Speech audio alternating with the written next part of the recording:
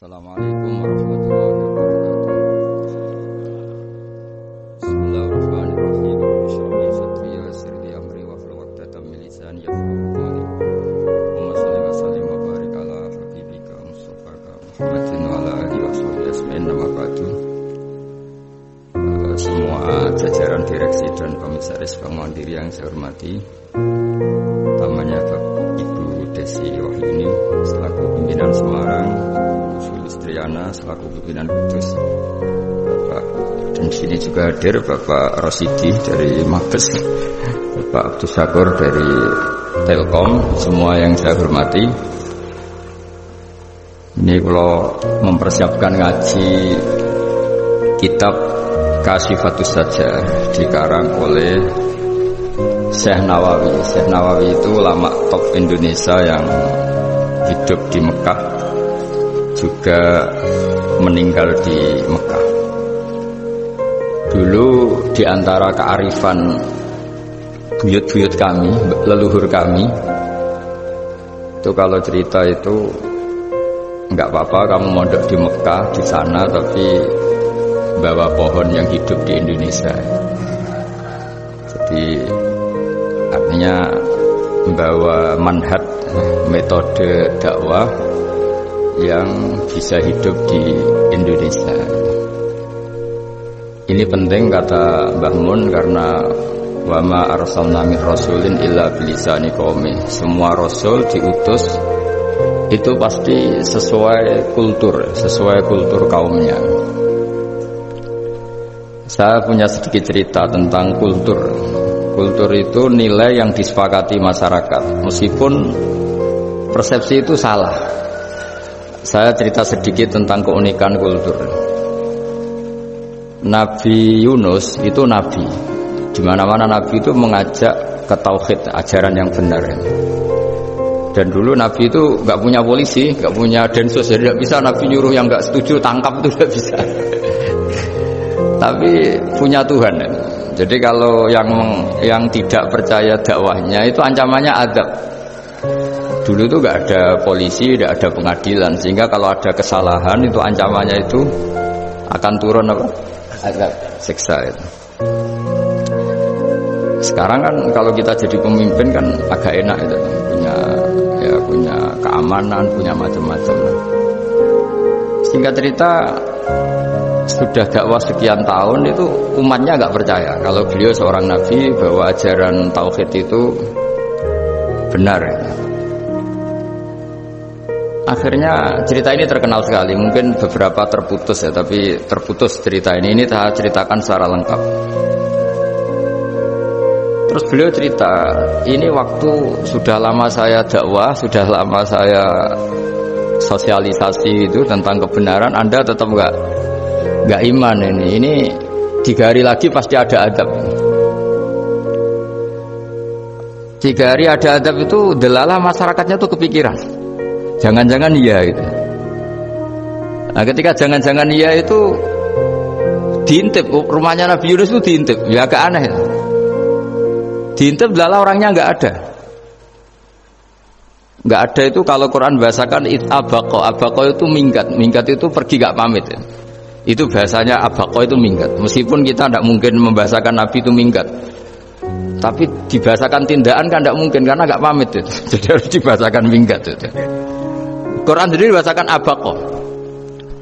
Nah cara berpikir masyarakat gini, kalau kampung ini mau dibalik sama Allah, mau ada adab, logikanya yang tahu akan ada adab itu pasti sudah pergi. Padahal Nabi Yunus pergi ini bukan karena takut adab, mangkel. Seniai suwi gagal seminggat ya kan gitu. Jadi ada kiai minggat itu ya ada dalilnya, karena dulu itu kalau mangkel itu suami mangkel istri itu ya harus minggat, istri ya harus minggat. Dulu itu ya boleh, maksudnya boleh itu ya kalau darurat ya minggat sedikit lah, tidak apa-apa. Nah Nabi Yunus itu minggat tadi, abaqo itu kalau dalam bahasa Arab pergi gak pamit ya. Kalau orang Jawa bilang minggat. Kalau itu sebenarnya saking mangkelnya, saking emosinya, beliau akhirnya meninggalkan kaumnya tanpa pamit. Tapi kaumnya itu menjadi tahu bahwa ini serius Yunus. Buktinya dia agak berani di kampung, berarti mau ada adab betul itu. Dan efek positif dari teori itu, teori kultur tadi, kalau ada azab pasti dia pertama yang lari. Kayak dukun itu, kenapa kita tidak percaya dukun nomor itu?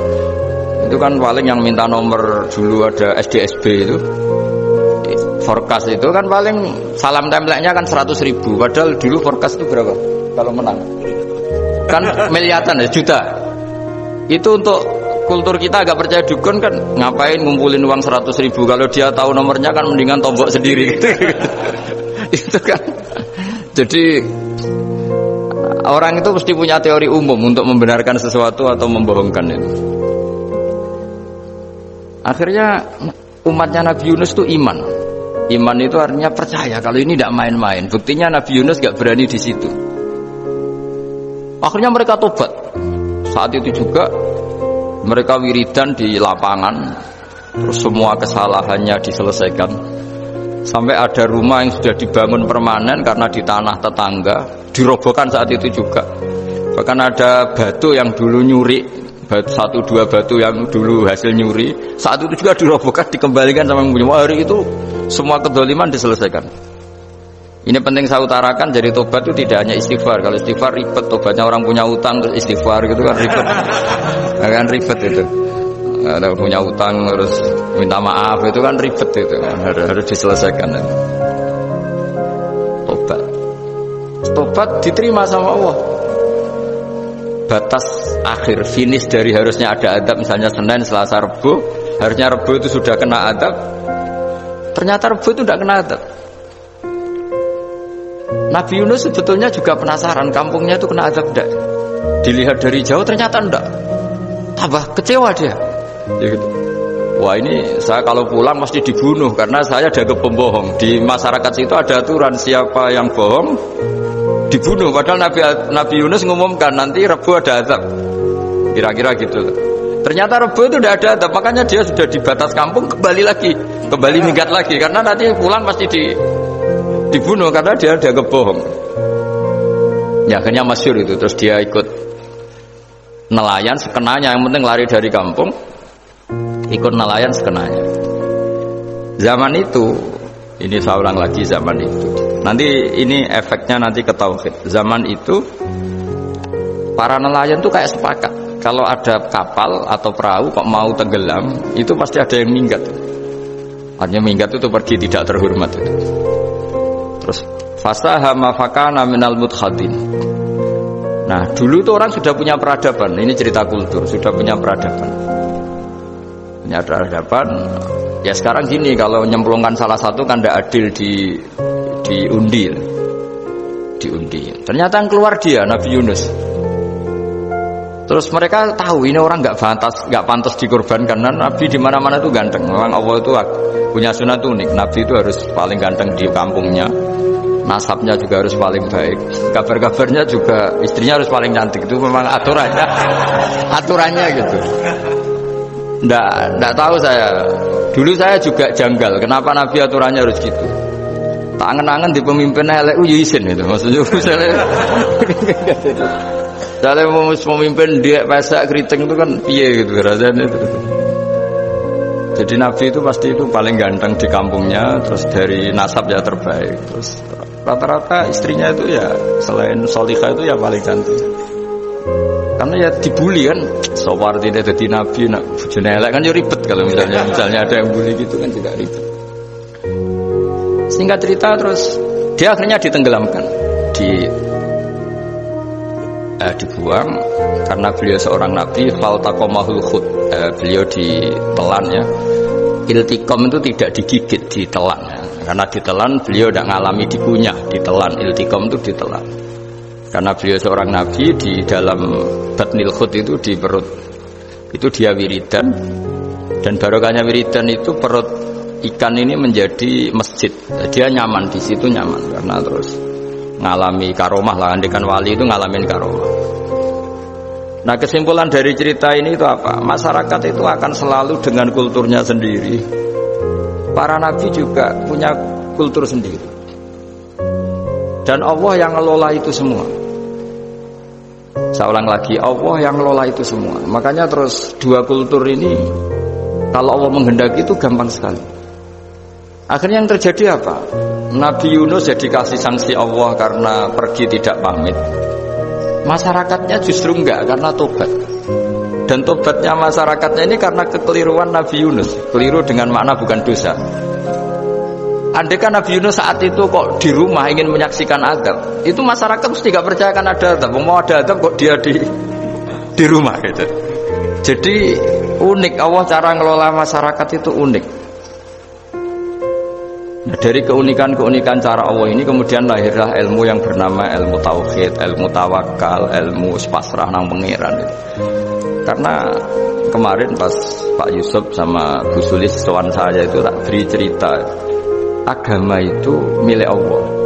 Jika teori yang dikatakan manusia itu ya teori saja, tetap semua itu di tangan Allah. Ya saya saat itu cerita, misalnya saya ditanya, ini besi, materi besi dengan kaca itu kuat mana? Mesti kita menjawab kuat besi. Tapi saya yang mengendalikan besi dan kaca. Ternyata saya punya merencanakan menghancurkan besi, menetapkan kaca ini tak simpan, akhirnya puluhan tahun. Yang ini saya rencanakan saya hancurkan itu.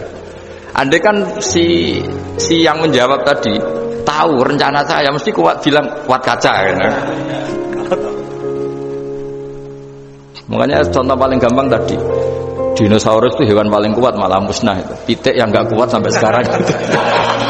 Karena Allah bikin dinosaurus itu punya rencana dihancurkan itu. Sementara ayam enggak, rame-rame dunia itu. Sehingga ya sudah. Nah, agama itu seperti itu. Agama itu sesuai rencana Tuhan. Sehingga ini cerita Nabi. Sehingga Nabi itu kadang nggak tahu bedanya antara sesuatu yang punya data, punya perangkat-perangkat untuk menuju A misalnya, itu nggak tahu bedanya. Jadi kalau Nabi ditanya misalnya gini, onta itu lahir dari betinanya, dari indukannya bisa? Ya bisa. Lahir dari batu, jawabnya ya bisa. Kalau dia seorang Nabi pasti jawab bisa. Kalau Nabi loh ya, bukan direktur mandiri, Nabi itu pasti jawabnya bisa. Jadi kalau Nabi ditanya, mata air itu keluar dari bumi kedalaman 7 meter, bisa. Keluar dari sini, dari meja, jawabannya ya bisa. Karena Nabi itu saking dekatnya Allah, tahu betul bahwa perangkat di dunia ini tidak bisa mendikte Allah. Semua itu kehendak Allah. Logika yang terbangun Nabi itu sebenarnya gampang ya. Kalau kita teliti itu, makanya gampang itu sesuatu yang benar itu pasti bisa dijelaskan secara gampang. Nah ini ngaji tauhid biar tidak terlalu berteori terus. Karena kalau saya cerita uang pinter jenengan. Dan saya tidak ingin pinter tentang uang. Tak beri contoh. Nah ini supaya nanti kalau sampean suatu saat meninggal ketemu mungkar nakir itu tahu cara menghadapi. Nanti tak warai tekniknya itu. Tak warai tekniknya. Bocorannya tadi. Makanya ada cerita agama ini baik sekali. Orang bocorkan ujian nasional itu kriminal, bisa ditangkap Pak Rosidin. Tapi agama ini pertanyaan mungkar nakir dibocorkan semua kiai, itu nggak ditangkap sama mungkar nakir. Harusnya kan rugi karena ini pertanyaan, tapi semua kiai kan sudah membocorkan. Nanti pertanyaannya di kuburan itu man rabbuka, Tuhanmu siapa, agamamu apa? Itu kan sudah dibocorkan, tapi itu nggak dianggap kriminal. Sementara kita sekolah SD, sekolah SMP bocorkan soal itu dianggap kriminal. Padahal kalau harusnya boleh. Maksudnya kalau menuruti teori itu harusnya boleh kan. Mau pertanyaan mungkar nakir saja dibocorkan kan. Ya tapi kan tidak ada itu. Harusnya boleh. Tapi kan terus jadi nggak ujian kalau dibocorkan itu. Tidak ada itu. Harusnya boleh. Tapi kan terus jadi nggak ujian kalau dibocorkan. Jadi dibocorkan. Kurang apanya baiknya agama ini? Pertanyaan sepenting itu dibocorkan dan kiai-kiai gak ditangkap sama mungkar nakir ya ada itu aja. Saya ulang lagi ya supaya kita ingat fitrah salimah. Soal Anda modern monggo lah, tapi saya sebagai kiai akan ngajari kalian tentang fitrah salimah. Jadi kalau kamu itu benar-benar beragama, ini misalnya kertas, ini lempengan baja. Kalau kamu beragama, ya terserah jenengan. Karena bisa saja ya terserah jenengan. Karena bisa saja kertas ini arsip nasional, baja ini tak niatkan, tak luluhkan, tak hancurkan. Sehingga kalau kita ngomong ya secara materi harus ditambah ya, secara materi kuat gajah ya Allah. Tapi secara substansi jenengan ya terserah jenengan, monggo. Nah, di sini yang mulai orang lupa itu karena selalu menjawab pasti kuat gajah. Kata pasti ini yang akhirnya orang menghilangkan teori beragama. Berdasar. Nah, akhirnya para nabi, para wali itu ditanya. Saya punya kitab karangannya Abdul Hamid, orang alim. Kitab itu dulu saya ngaji lama sekali, sampai sekarang saya pelajarin. Manusia itu dijebak hukum adat, padahal adat itu ya tidak terlibat. Misalnya kalau ada telur jadi ayam normal gitu. Ya tadi indukan unta melahirkan unta normal itu, indukan sapi melahirkan sapi normal. Tapi kalau para nabi itu bilang ya nggak normal. Nggak normal artinya tetap ada kekuatan Tuhan. Indukan unta tahu apa tentang unta? Dia punya kekuatan apa? Bisa melahirkan unta, bisa menciptakan unta di perutnya, bisa ada jantungnya, ada paru-parunya, ada ususnya. Dia bisa apa? Di situ ada tangan Tuhan. Karena para nabi cara berpikir gitu, melihat tembok ya sama. Tembok sama indukan unta itu sama, sama-sama mungkin mengeluarkan unta. Sehingga ketika Nabi Soleh ditanya, bukti apa kekuasaan Tuhanmu? Apa bisa mengeluarkan unta dari batu besar ini? Jawabannya Nabi Soleh ya bisa, ya bisa. Dan mukjizatnya Nabi Soleh masyhur itu, keluarlah unta dari batu. Karena secara teori ya tadi, coba unta indukan itu apa seorang profesor, apa seorang ilmuwan sehingga bisa menciptakan anaknya itu. Apa dia terlibat dalam menciptakan jantungnya, paru-parunya, ususnya? Kan enggak juga. Telur bisa apa coba? Gobloknya bukan main telur itu kan. Tapi bisa mengeluarkan ayam, dia bisa apa? Nah, para nabi, para wali itu tahu semuanya itu kekuasaannya Allah. Nah, kalau karena kekuasaan Allah, bedanya apa dengan tembok? Makanya Nabi Muhammad ketika di padang pasir, semua sahabat bingung, nggak ada air, ya Nabi santai aja. Ini gimana Nabi gak ada air, nanti orang mati kehausan. Nabi ya santai aja. Kamu ingin air katanya. Iya. Nabi nunjuk apa itu ya sudah, terus ada air. Ada yang keluar dari jemarinya, ada. Karena Nabi itu gak tahu bedanya antara ini mungkin dan tidak mungkin, tuh gak tahunya itu ya semuanya itu Allah. Kalau kamu kan gak, wah daerah gini gak mungkin ada air. Ini kan padang pasir. Air itu biasanya di daerah hutan gini malah berteori macam-macam. Seakan-akan tidak ada Tuhan. Jadi kalau orang nggak bakat wali pasti berpikirnya gitu. Makanya nggak wali-wali itu memang nggak bakat, karena itu kan artinya menafikan kekuasaannya Allah kan. Seakan-akan Allah tidak mampu bikin air di situ. Tapi kalau Nabi santai aja. Makanya Nabi Ibrahim ketika mau dibakar ya santai aja. Menurut beliau api bisa apa? Jadi itu meskipun hukum adat itu ya selalu berjalan ya. Normalnya api yang membakar, di padang pasir normalnya ya nggak ada air, normalnya batu ya nggak mengeluarkan unta. Tapi kamu jangan terjebak oleh keseharian yang Anda lihat. Tetap di balik itu ada kekuasaannya Allah Subhanahu wa Ta'ala. Nah, ini yang namanya iman. Dengan iman seperti itu nanti ketika kita mati itu ya santai saja. Ketika kita hidup ya tidak tahu oksigen itu apa masuk ke tubuh kita, sistemnya kayak apa, jantung kita ada ikut bikin, paru-paru kita. Artinya zaman kita hidup pun sebenarnya kita tidak bisa ngelola kehidupan, itu tidak bisa. Nah kalau sama nggak bisa, nanti setelah mati juga tidak bisa. Ya sudah, ketika kita hidup yang ngelola juga Allah, ketika mati juga yang ngelola. Bedanya apa? Ini di sini terus kita dilatih, inna sholati wa nusuki wa mahyaya wa mamati lillahi rabbil alamin. Tapi kenapa kita ragu terhadap kehidupan setelah kematian? Karena ketika kita hidup seakan-akan kita tahu cara hidup. Makanya Allah itu tersinggung betul ketika ada orang merasa bisa ngelola cara hidupnya. Makanya kata Allah, kalau gojlok orang-orang yang kepedean itu, kalau kamu top, mbok jangan mati. Itu falaula in kuntum ghaira madinin tarji'unaha in kuntum shadiqin. Kalau kamu merasa top itu jangan mati. Di mana-mana mati itu tidak top. Falaula idza balaghatil hulqum wa antum khina idzin tanzurun. Mbok ketika nyawa kamu sudah sampai kerongkongan, kamu tarik lagi supaya kamu tidak mati. Mati itu tidak top. Katanya kamu top kok mati. Jangan mati. Kalau top itu jangan mati, jangan miskin, jangan tua, jangan jadi jelek. Pokoknya top terus gitu. Itu digosok sama Allah. Tapi orang itu lupa bahwa ketika sehat begini kita seakan-akan ngelola kehidupan. Nah gara-gara merasa ngelola seakan-akan kalau mati lalu saya gimana ya kalau mati? Di kuburan ngapain? Terus kantornya gimana? Kerjanya di mana? Ya tidak usah begitu. Nah ini di sini pentingnya tauhid. Orang dilatih berpikir al-khalqul awal. Afa'ayina bil khalqil awal. Kalau dalam bahasa Yasin disebut kul yuhyihal ladzi anshaha awwala marrah. Jadi agama itu orang dilatih membayangkan pertama hubungan kita dengan Allah. Misalnya manusia pertama itu siapa? Adam.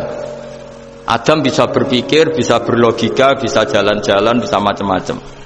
Tapi andaikan Anda jadi Nabi Adam, mesti melihat kekuasaannya Allah itu begitu nyata. Karena saya materinya dari tanah, ternyata saya bisa berpikir. Betapa kudrohnya Allah, kekuasaan Allah, tanah yang benda mati bisa berpikir. Sekarang jadi saya. Sehingga ketemu, kira-kira Nabi Adam kalau ketemu tanah itu ya, kalau mau maksiat, wah ini tanah ini pasti komplain.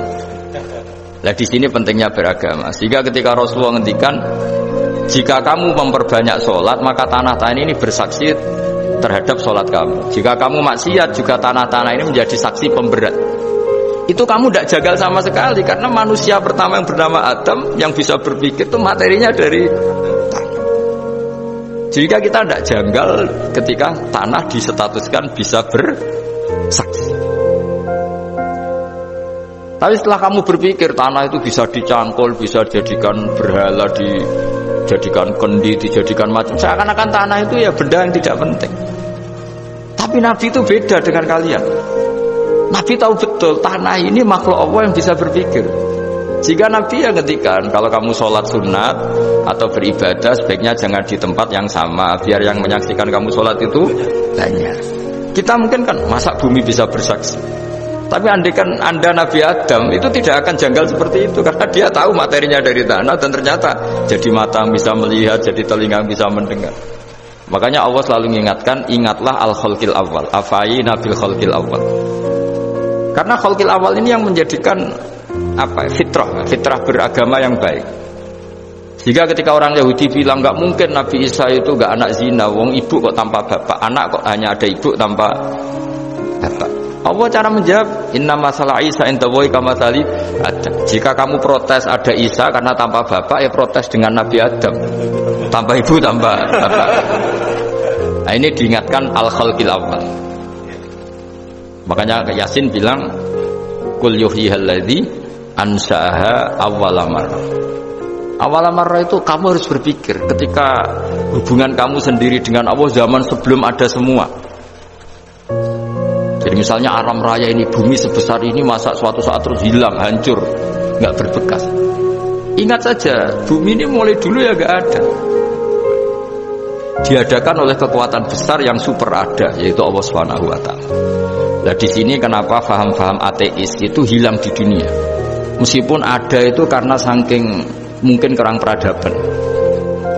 Makanya guru-guru kita mulai zaman Nabi Adam sampai sekarang itu cara berpikir sederhana. Bumi ini kadung ada. Di mana-mana sesuatu yang ada pasti disebabkan yang lebih ada. Kan nggak mungkin bumi yang ada kemudian penciptanya itu udah ada. Itu kan ngajak goblok bareng gitu kira-kira gitu. Masuk sesuatu yang ada disebabkan oleh sesuatu yang tiada. Maka guru-guru kita ngajari pertama sifat Allah itu wujud. Karena ini wujud super atau kausa prima, terus kiai bilang wajibil wujud. Wajibil wujud terjemahan bebasnya ya wujud super. Karena wujudnya Allah itu yang mempengaruhi ya semua alam raya ini, dia harus di depan. Masa yang menciptakan di belakang. Makanya terus disifati qadim. Qadim itu harus lebih dulu atau awal. Makanya ketika Fir'aun ngaku Tuhan itu cara membatalkan Nabi Musa itu sederhana.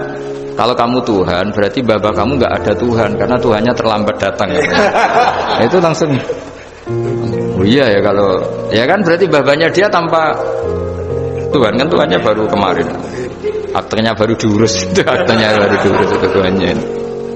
Makanya Fir'aun itu akhirnya Nabi Musa punya pengaruh besar di kalangan punggawa Fir'aun. Karena ketika debat terbuka itu punggawanya dengar. Akhirnya mereka iman sama Nabi Musa. Ini disebut wa qala rajulun mu'minun min ali fir'auna yaktumu imana. Banyak yang diam-diam ini iman karena logika Fir'aun jadi Tuhan itu nggak masuk akal. Yang benar adalah Tuhannya Nabi Musa. Nah orang-orang ini itu ya dibilang nggak loyal ya pokoknya dia iman. Dan dia juga yang ikut rapat. Besok Musa tangkap. Karena mereka sudah iman sama Musa, terus sebelum eksekusi itu datang, ini datang ke Musa. Tadi malam saya ikut rapat, keputusannya Anda ditangkap mau dibunuh, jangan lari saja dulu kan. Jadi kan nggak bisa disebut pengkhianatan, kan ini orang baik. Jadi malamnya ikut rapat, besok Musa tangkap bunuh. Iya Nabi Musa, paginya sebelum Musa, saya tadi malam ikut rapat dan keputusannya Anda ditangkap dibunuh, kamu lari saja sekarang. Nah kenapa iman? Karena logika yang dibangun Nabi Musa. Makanya ciri utama kebenaran itu bal naqdhifu bil haqqi 'alal batil fayadmaghuhu fa idza huwa zahid. Kebenaran sejati itu boleh diuji di mana saja. Dan Anda tidak usah khawatir kebenaran sejati itu kalah. Pasti menang. Kalau kebenaran itu kebenaran sejati pasti menang. Nah, di sini terus ada ulama-ulama kayak banyak lah, termasuk di Indonesia kayak Pak Quraisy kayak yang nyaman saja anak-anaknya di luar negeri karena merasa kebenaran sejati itu tidak akan kalah. Sehingga ketika ada negara yang begitu maju, saya pernah ditanya sama orang yang kuliah di Inggris, di Swiss, Gus, saya ini kan orang Indonesia tapi pengagum negara Swiss, Swedia, negara di sana itu makmur, terus tertib. Bagaimana saya tetap mencintai Islam yang secara lahir itu kadang-kadang beberapa negara Islam itu kacau. Ada seorang mahasiswa tanya gitu. Dia tanya cara ingat Allah. Ya membela Islam kira-kira gitu. Terus saya berita, tak kasih tahu dia. Ketika Anda muji negara-negara itu makmur, sejahtera, itu sebetulnya tetap utang jasa terbesar itu sama Tuhan. Pejabat bisa apa ketika Allah misalnya nggak bikin air? Negara bisa apa misalnya ketika Allah itu nggak bikin oksigen? Tetap semua ketertiban itu karena kehendak Allah. Berarti utang jasa kamu di negara manapun tetap sama Allah, bukan pada yang lain. Bahwa ada hukum sosial manusia, oke lah, kedua, ketiga, dia harus terima. Hanya dia sadar. Nah masalahnya kita ketika di negara yang makmur gitu, pikiran kita presidennya hebat, menterinya hebat, tata sosialnya hebat. Oke, gak apa-apa, muji manusia itu gak apa-apa. Tapi tetap itu semua di bawah muji Allah Subhanahu wa ta'ala. Ada air begini ciptaan Allah, ada oksigen sehat ciptaannya Allah. Sehingga muji pertama itu kepada apa artinya kehebatan manusia ketika ada gempa besar, ada likuifaksi, ada macam-macam. Nah maksud saya ngaji di sini ingat Allah itu dengan cara seperti itu. Sehingga ketika kita hidup di negara manapun ya utang jasa pertama pikiran kita sama Allah Subhanahu wa ta'ala. Tapi kalau enggak, kamu terjebak hukum adat tadi. Di mana-mana ayam itu yang mengeluarkan telur, telur mengeluarkan ayam, nggak bisa batu ini mengeluarkan ayam, keliru kamu. Ketika ayam mengeluarkan telur, memangnya ayam itu bisa? Apa dia berpikir sekolah dulu gimana ya cara punya telur? Kan tidak juga, tidak berkehendak juga. Apa ketika mata kamu bisa melihat terus kamu merencanakan gimana ya mata supaya bisa melihat? Ya tahu-tahu sudah melihat. Di sini disebut afa'ayina bil khalqil awwal ansa'aha awwalan marrah wa huwa alladhi yabda'ul khalqa tsumma yu'iduhu wa huwa ahwanu alaih. Allah selalu mengingatkan. Nah, iman yang baik itu iman yang seperti saya utarakan tadi. Kamu ingat kekuasaan Allah ketika belum ada apa-apa. Belum ada apa-apa ya Allah bikin manusia itu dari tanah, bikin ayam ya dari tanah, bikin sapi ya dari tanah. Bahkan semuanya dari ketiadaan. Nah, dengan iman seperti itu, nanti kalau kamu ngaji hadis Nabi bisa mengeluarkan air dari apa? Dari jemarinya. Terus Nabi Ibrahim dibakar gak apa-apa. Nabi Soleh bisa mengeluarkan unta dari batu besar. Nabi Musa bisa menyibak laut hanya dengan tongkatnya. Itu semuanya kamu tidak jangka. Karena tadi ingat bahwa kekuasaan Allah itu tidak terbatas. Itu cara iman yang benar. Sehingga nanti ketika kita mati juga gitu. Ketika kita hidup ya tidak bisa ngatur jantung kita, paru-paru kita. Pasti sama lah, setelah kita mati juga gak bisa ngatur. Yang hanya ngatur Allah Subhanahu wa ta'ala. Hidup kita dalam kendali Allah, mati kita dalam kendali Allah. Ya sudah, terus kita mati ya nyaman saja. Saking nyamannya itu orang-orang soleh kalau mati itu jarang berdoa. Bukan karena apa-apa, kalau berdoa itu resikonya kan gini, mustajab dak ya, dikabulkan dak ya. Itu menjadikan setan punya peluang masuk, diganggu. Makanya ajarannya Nabi Mangka na akhiru kalami la ilaha illallah wa fi riwayatin Allah dakhalal jannah. Jadi kalau mau mati bersaksi saja. Sudah ini enggak saatnya berdoa, saatnya bersaksi. Makanya hanya disuruh bilang Allah, Allah, Allah. Dan supaya ini menjadi akhir kalimat. Sehingga nanti keren lah. Ketika ketemu Allah, apa akhir kalimat kamu yang kamu lafadzkan Allah? Jika di kitab-kitab diterangkan, ketika orang tua kamu mau mati sudah bilang Allah, jangan tanya catatan hutang di mana ya, tabungannya di mana ya. Terakhir jawab mandiri terus mati lah. Gak boleh ditanya lagi. Sekali ditanya nanti akhir kalimatnya mandiri. Nah, itu gak boleh. Jadi sekali sudah bilang Allah jangan ditanya lagi. Pak, tabungannya di bank mana? Gak boleh. Bahayanya sekali jawab mandiri terus mati berarti akhir kalimatnya itu ya, mandiri. Makanya harus akhir. Jangan nanti statusnya itu mangkana akhiru kalami, memang akhir dari yang dikatakan itu kata Allah. Nah sebetulnya teks hadis itu la ilaha illallah. Ini pinternya Kiai Jawa. Lagi-lagi kembali ke kultur. Kiai Jawa itu kiai yang bisa modifikasi kultur. Sebetulnya kalimat hadis itu yang masyhur, itu yang populer itu la ilaha illallah. Tapi Kiai Jawa itu, dan itu ngikuti kitab-kitab Arab juga, kitab-kitab. La ilaha illallah itu resikonya tinggi karena di situ kan tiada Tuhan yang berhak disembah kecuali Allah. Ada kata la ilaha ini. Nah takutnya pas la ilaha sudah mati. Nah karena itu ada resiko la ilaha gak khatam, berarti tiada Tuhan. Nah, sehingga karena ini dianggap riskan, ya terus Kiai Jawa ngajari sudah lah, gak usah kepanjangan ya sudah Allah, Allah. Jadi itu sudah agak-agak rekayasa lah, agak-agak ijtihad gitu. Maksudnya ijtihad itu sebenarnya teks panduannya itu la ilaha illallah. Teks panduannya. Tapi kiai-kiai itu tentu yang paling tahu tentang kehendak Nabi karena nekuni ilmu itu lama sekali. Kita ngikuti cara-cara yang ditentukan para kiai. Karena tadi la ilaha illallah itu kan ada kalimat yang tadi ya, tiada Tuhan kan. Nah, kata tiada Tuhan ini yang dianggap riskan kalau nggak khatam. Daripada potensi itu kiai-kiai ya agak-agak improvisasi lah. Itu memang ya sudahlah Allah, Allah, Allah. Nah, supaya itu menjadi akhir kalimat, ya saya ulang lagi menjadi apa? Akhir kalimat. Setelah itu kata kitab-kitab jangan tanya hal lain. Ya, sekali ditanya nanti dia akan melafatkan hal lain itu. Ya tadi misalnya tabungannya di mana? Kalau jawab sini. Nah, yang ribet kalau wong kuno itu neng laci, neng sorogan. Berarti kalimat terakhirnya ya laci sorogan. Nah, sehingga terus itu pinternya guru-guru kita. Jadi saya ulang lagi ini yang terakhir saya pesen, latihlah iman seperti imannya para ulama, para aulia. Syukur-syukur yang dekati imannya para nabi. Itu cara berpikir itu al-khalqul awal. Afa'ayina bil khalqil awal. Qul yuhyihal ladzi ansaha. Yang terakhir saya pernah ditanya, ya agak gojekan, agak guyon, tapi saya ditanya. Saya itu gak bisa melihat, aneh orang Afrika itu. Kan misalnya ada Miss Afrika itu. Di sana itu orang paling cantik, malah kadang itu ada kriminal gitu, karena orang Afrika merkosa Miss Afrika. Itu kata orang Indonesia, dikekno aku ora doyan gitu. Itu kan. Itu lah ini kan secara syariat mungkin lelaki itu punya rasa dengan perempuan itu ya kalau berpakaian seronok atau gimana secara teori. Tapi sebetulnya oke itu benar. Tapi sebetulnya ada ansaha awala. Orang Indonesia itu didesain gak suka orang Afrika. Orang Afrika ya didesain gak suka orang Indonesia. Sehingga orang-orang Afrika kalau melihat orang Indonesia yang paling cantik mungkin ya iskal. Wong cempeh kayak gampang gitu kok cantik. Mungkin perasaannya cowok-cowok Afrika ya gitu. Itu cantiknya di mana?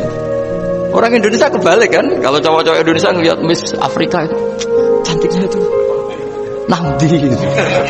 Kok sampai ada pemerkosaan tuh apa itu? Nah itu menunjukkan Allah yang Maha Kuasa. Allah tuh mendesain gennya orang sana. Beda dengan kita. Ya itu bukti bahwa Allah itu nggak bisa. Ya sudah semuanya tuh Allah yang mendesain. Itu bukti bahwa manusia itu bisa apa di depan kok. Orang kayak Afrika kok disuruh bilang cantik, kita kan protes.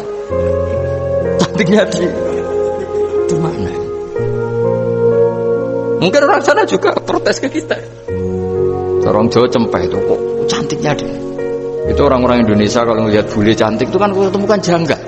Orang-orang Jogja, bule wayune nang ndi gitu. Kulitnya gitu kan ya sama mereka juga bilang kita mungkin seperti itu. Itu namanya didesain ansaha awal apa? Marrah. Sudah memang desainnya seperti itu. Nah di sini supaya kita ingat lah. Nah, ingat bahwa hati juga gitu. Ketika kita cinta istri itu janggal betul kalau terjadi konflik. Tapi kalau sedang konflik itu janggal betul terjadi perdamaian. Nak lagi mau ngangkel itu ya problem betul. Nah ini di sini pentingnya iman. Orang terus disuruh berdoa ya muqallibal qulub tsabbit qalbi ala dini, karena kita tidak tahu cara berpikir. Ada perempuan cantik sering merengut, pecintanya ya banyak, dianggap pemikir serius. Tapi kalau baru gedeng namanya ya merengut, bukan pemikir. Orang senyum itu kita seneng gitu. Tapi kalau baru gak seneng, murahan guyu.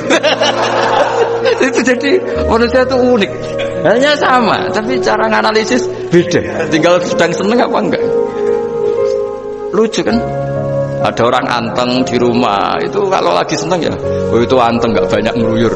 Tapi baru gak seneng, seneng ngomah ya nganggur. Nah itu kita tidak pernah tahu. Kita simpulkan apa itu tidak pernah tahu. Makanya wisata, pernah ada orang wisata datang ke sini tak nasihatin. Orang wisata itu kan senang di kampung-kampung yang terbelakang gitu, melihat orang manusia pohon, melihat apa. Terus saya bilang, itu kan kasihan kan, masa manusia jadi objek. Bahkan bayangannya ya kalau mereka jadi modern jadi gak menarik kan. Padahal kita yang orang pendidikan kan inginnya mereka terentas lah dari kultur itu. Ya itu kan gak sambung kan. Yang satu bilang unik, masyarakatnya masih unik, masih naik-naik pohon. Tapi bagi orang pendidikan kan tersiksa kan. Ini bangsa kita, warga kita kok masih makanya orang wisata itu nasihati, kamu kesana itu niat melihat apa niat mengentas? Kalau niat mengentas tak jamin ada pahala kan. Enggak Gus, mau niat mengentas kan. Niatnya baru sekarang apa mulai dulu-dulu? Baru sekarang.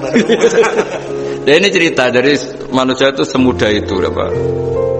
Nah setelah kamu ngaji ini, kamu tidak akan janggal terhadap kenapa Nabi itu begitu santai. Ketika tadi makanan misalnya satu wadah itu cukup untuk orang 300. Sampai Jabir yang ngundang Nabi kan hanya kambing kecil, cukup orang 6. Ternyata Nabi ngajak orang 300 lebih. Tapi Nabi bilang ya sudah semuanya makan cukup. Kata-kata Nabi kan, zaman dulu belum ada beras, belum ada semua, Allah itu bisa kok ngenyangkan malaikat tanpa makan gitu. Susahnya apa ngenyangkan manusianya dengan nasi sedikit itu ya Nabi ya santai aja, semuanya kenyang santai. Ya ini itu iman-iman yang sudah benar-benar awal amarah. Sudah Allah tidak harus terdikte oleh nasi. Kalau nasi sedikit harus cukup orang sedikit, kalau banyak harus orang banyak. Allah tidak perlu kena aturan itu semua, tidak perlu. Misalnya ini Tuhan kata kok kamu atur itu gimana, tidak bisa. Nah, ya Pak Bawa karena hanya ngaji ini insya Allah Anda setelah baca mukjizat keramat itu tidak isi. Ya saya kira demikian. Assalamualaikum warahmatullahi wabarakatuh. Waalaikumsalam warahmatullahi wabarakatuh. Terima kasih sekali Gus Baha atas tausiahnya. Terinfo dari panitia ada ratusan pertanyaan Gus. Tapi ya sudah ditulis panitia 2 pertanyaan Gus. Wah banyak betul. 2 Gus. Baik, saya bacakan langsung 2 atau satu-satu Gus? Langsung 2 aja.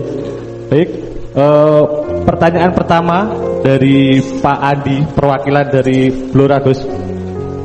Perkembangan sekarang ini banyak penceramah yang muncul, namun terkadang terjadi perbedaan pendapat di antara mereka, sehingga umat yang baru belajar agama seperti kaum milenial menjadi bingung harus mengikuti pendapat ulama yang mana. Bagaimana menyikapi hal tersebut Gus? Pertanyaan pertama. Pertanyaan kedua dari area Solo Gus, dari Ahmadi Nugroho.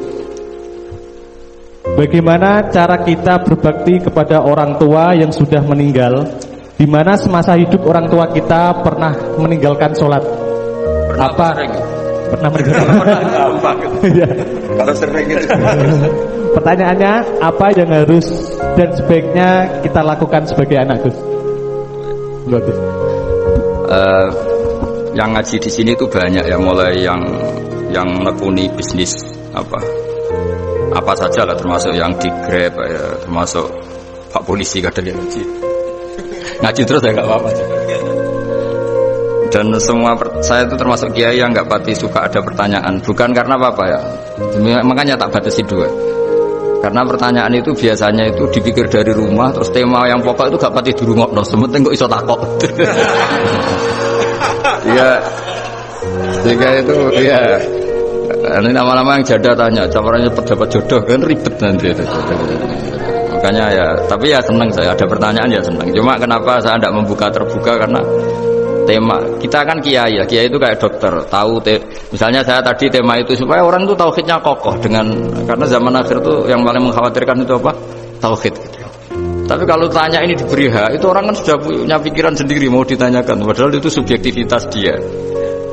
Sehingga tanya ya sudah sekadar. Tapi ya nggak apa-apa, tetap saya senang. Cuma nggak boleh banyak-banyak. 2 itu sudah kebanyakan. Yang kedua tak jawab dulu. Ketika kita punya orang tua yang punya hutang, jadi yang dibahas Nabi itu hutang dulu. Itu karena hak adami. Hak adami itu tuntutan. Jadi kalau dalam kitab fikih itu ada istilah haqqullah mabniun alal musamahah wa haqqul adami mabniun alal musyahah. Jadi kalau hak Allah itu Allah lebih rileks. Karena Allah itu tidak butuh disembah, tidak butuh dipuja-puja. Allah sudah terlalu besar. Al-Qayyum sudah besar sendiri. Jika Allah itu mudah, ngabaikan haknya itu mudah. Tapi kalau hak adami, bawaan manusia itu kalau hartanya dibawa orang itu ingat terus. Sehingga harus diselesaikan. Maka Nabi kalau mau mensolatkan jenazah tanya punya utang enggak. Tapi kalau orang itu misalnya enggak sholat atau apa, itu Nabi masih ringan. Yang ditanyakan imannya.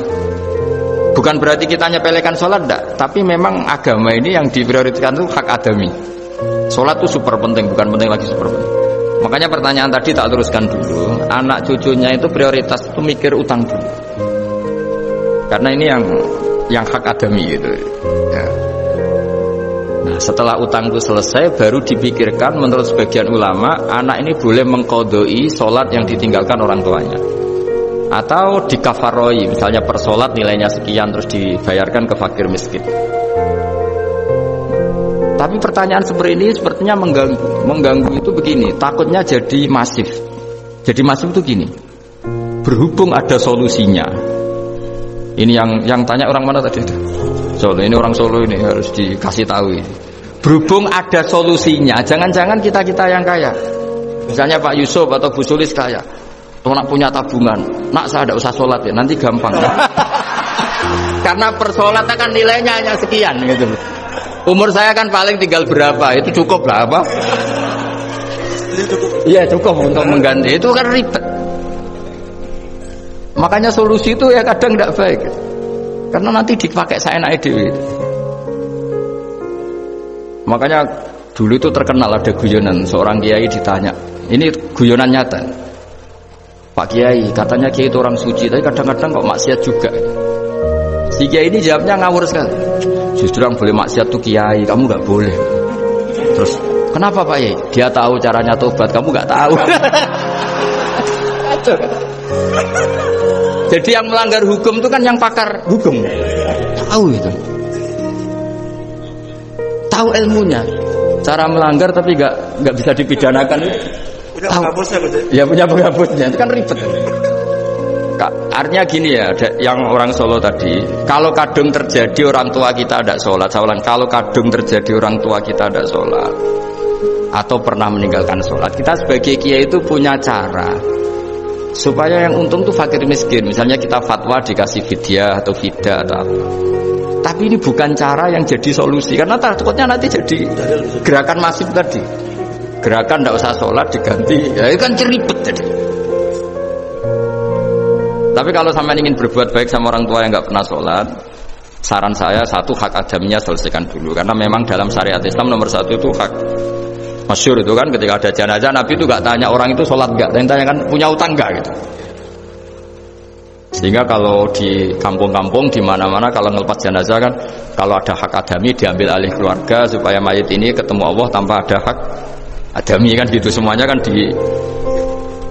ya kan yang diselesaikan kan adami dulu, utang piutang itu tadi. Ya gitu ya, jadi tidak semua solusi itu baik karena takutnya tadi apa? Jadi gerakan tadi. Makanya kita jadi kiai sering bingung gitu loh, karena mau nggak fatwa itu ada yang tanya, mau fatwa takutnya tadi. Misalnya kita kan paling umurnya tinggal berapa, dihitung saja per sholat, terus bilang ke anaknya, nak saya tidak usah sholat, nanti ini aja bayarkan, kan jadi ribet. Nah, yang pertanyaan pertama tadi tentang apa? Yang banyaknya ini penceramah. Menceramah. Itu agak provokatif. Beda itu ada dua, beda karena bodoh. Nah, itu memang harus kita tinggalkan. Yang beda karena bodoh. Ada beda karena rumus ilmu. Itu harus kita hormati. Saya punya sekian bukti beda ya kalau karena bodoh tentu kita tinggalkan. Tapi kalau karena rumus ilmu yang beda, misalnya gini. Saya kiai yang lama di kota. Saya kan lama kerja di Jogja. Mungkin perasaannya orang kota itu kalau ketemu tetangga, misalnya saya kiai, udahlah kalau ketemu tetangga itu gak usah tanya. Ya kalau ketemu biasa aja, gak usah tanya, gak usah ramah, biasa aja. Itu mungkin bagus nasihat itu di kota, karena kalau di kota itu ketemu tonggo takok badhe tempundi mau kemana itu ganggu privasi. Jika bagian dari kebaikan baik sama tetangga ya jangan tanya, karena itu ganggu apa? Privasi. Tapi kalau di kampung dianggap sombong kan nggak nanya. Nah hal-hal seperti ini itu perbedaan karena ilmu. Memang di kota kulturnya seperti itu, di kampung seperti ini. Nah itu bukan perbedaan karena kondisi muqtadul hal. Memang kondisinya berbeda. Ya kondisinya apa? Berbeda. Misalnya saya sebagai kiai kan bayangkan kiai itu suka ngaji ibadah. Terus kamu karena orang kota sukanya pizza tuh. Gus, sini Gus ayo naik makan pizza bareng, kan saya malah terganggu. Kamu niatnya hormat tapi ganggu karena nah. Sehingga dulu sahabat, ini cerita sahabat, ada sahabat yang ditanya tabiin itu generasi setelah sahabat. Sifli wajah Rasulillah, tolong jelaskan ke kami wajah Rasulillah sallallahu alaihi wasallam. Ini sahabatnya nangis. Oh maaf sekali, saya tuh gak pernah melihat wajahnya Nabi meskipun saya berpuluh-puluh tahun jadi sahabat. Juga gak pernah sowan Nabi.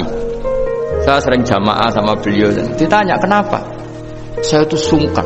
Beliau terlalu wibawa. Jadi bentuk penghormatan sahabat ini ke Nabi justru gak berani melihat wajahnya. Dan bukti penghormatan pada Nabi dia gak pernah sowan. Nabi itu punya anak, punya istri, punya cucu. Kalau sowan tuh ganggu. Jika dia cara berpikir ya itu bentuk hormatnya. Ya itu ya sah saja dia cara berpikir ditakdir begitu. Tapi ada beberapa sahabat yang justru saking cintanya sering melihat wajah Nabi, sering sowan Nabi. Itu haknya dia cara berpikir begitu. Ya kira-kira seperti itu. Jadi perbedaan itu ada dua. Ada yang karena bodoh, itu tidak kita ikuti. Tapi ada perbedaan karena pengetahuan. Ya kalau karena pengetahuan harus kita ikuti karena memang itu ya itu kan urusan sudut pandang. Dulu ketika Mekah dikuasai Sayyidina Umar, setelah Fathu Mekah dan Umar sudah kuat betul, itu banyak sahabat yang dulunya orang Mekah. Itu sama Umar disuratin, cobalah kembali ke Mekah. Di Mekah itu kamu sholat di Masjid Haram sebagaimana 1000 sholat. Sekarang Mekah aman milik kamu, silahkan kembali ke Mekah. Tapi jawabnya sahabat itu nggak mau. Paling di Mekah hanya dapat pahala 1000 sholat. Tapi kalau mengislamkan orang di daerah-daerah pedalaman itu dakbul ambiya. Ciri khas Nabi itu yang membenarkan orang itu, bukan di satu tempat. Terus sampai nambahi surat ini, wa alam anal ardo lam tuqaddis ahad, dan bumi itu tidak bisa loh mensucikan orang.